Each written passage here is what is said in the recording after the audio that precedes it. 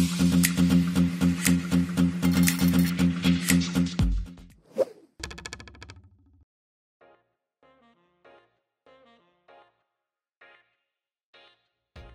qui est très important à savoir quand vous faites le placement sur une dentelle, c'est comprendre pourquoi vous avez des crans qui vous demandent de positionner votre patron au niveau du creux de dent et des crans au niveau du bord de dent. C'est ce que nous allons voir tout de suite. Alors pour les besoins de la vidéo, je n'ai pas doublé ma dentelle, je l'ai laissée en une seule fois pour que vous puissiez comprendre.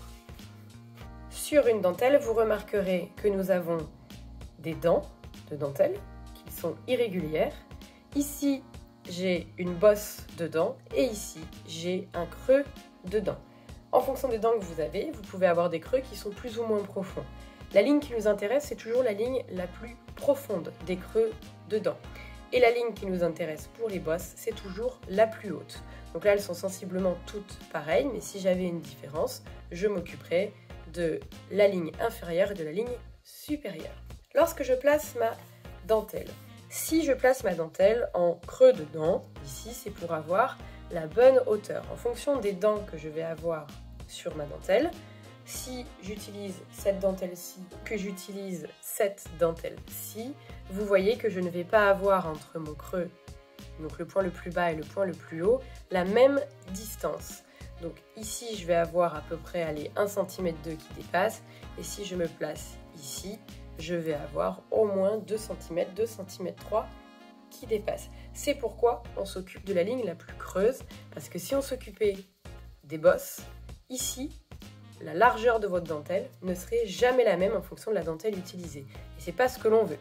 Et en plus, vous verrez bien que vous aurez des coutures ici qui finalement ne seraient plus du tout les mêmes quand vous assemblez. On va y revenir. Donc, on utilise toujours le point le plus creux pour être sûr de toujours conserver la taille standard du patron. Ensuite, pourquoi on me demande d'aligner ce cran en bord de dent? Qu'est-ce que ça veut dire en bord de dent? En bord de dent, c'est la bosse. Je vous explique. Si je place ici mon tissu en creux de dent, voilà, il est censé être au pli d'ici, je le mets en creux de dent. C'est super. Je coupe tout autour. Tac. Et ici, je vais continuer parce que je ne peux pas couper. Le principe de la dentelle, c'est d'avoir une propreté qui est déjà faite. Donc, je coupe ici, je vais continuer. Mais ici, du coup, j'ai plus du tout la même distance d'assemblage. Or, ce patron-là, je vais devoir l'assembler avec celui-ci, avec mon devant. Lors de mon assemblage, je risque de ne pas avoir la même distance puisqu'en fonction du placement sur ma dentelle, etc., je peux très bien me retrouver dans le cas de figure où mon devant, lui, sera situé comme ça. Et donc la distance ici, là, sera la bonne, sera celle de mon patron. Or, sur ma version dos, la distance, si je me mets bien au creux, ici, je vais gagner à peu près en biais 5 à 7 mm supplémentaires. Donc mes deux longueurs ne pourront pas s'assembler. Et je vais avoir un problème. C'est pourquoi la solution est de positionner tout d'abord en creux de dent, ici, et de faire légèrement pivoter mon patron. Donc admettons, je suis comme ça. Faire pivoter mon patron pour que, à 5 mm, puisque c'est là où est ma valeur de couture, je sois pile au bord de mon tissu. Donc là, pour vous donner une idée, je vais me positionner ici. Là, c'est pas bon, puisque je risque d'avoir trop de matière qui dépasse. Alors que si je pivote légèrement pour caler mon cran au niveau de la bosse, je conserve ma distance ici, de côté. Et il est très important que ce soit à 5 mm du bord, puisque c'est là où est ma valeur de couture. Ici, c'est pas vraiment nécessaire en fait, puisque de toute manière, si par exemple vous avez une dent qui repart par la suite, admettons, je me mets comme ça, voilà, creux de dent, et ici bord de dent, vous voyez que j'ai une partie de mon patron qui est dans le vide.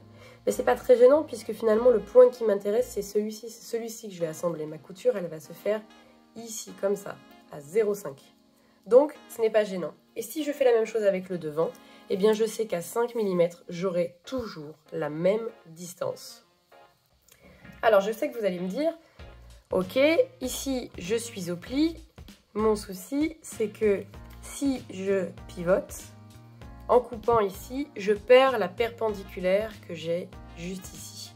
Alors effectivement, vous perdez quelque peu la perpendiculaire et lorsque vous serez au pli, vous aurez peut-être l'impression d'avoir un petit bec, mais c'est pas très grave en réalité. Soit vous refaites une perpendiculaire, soit vous coupez après. On n'est pas à 1 millimètre près parce que ça va pas être grand chose.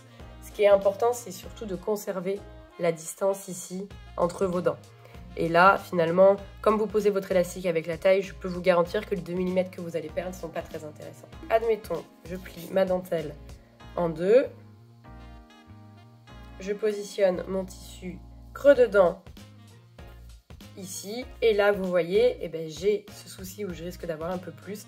Donc cette fois-ci, je vais beaucoup pivoter pour obtenir ici un bord de dent au niveau de mon cran.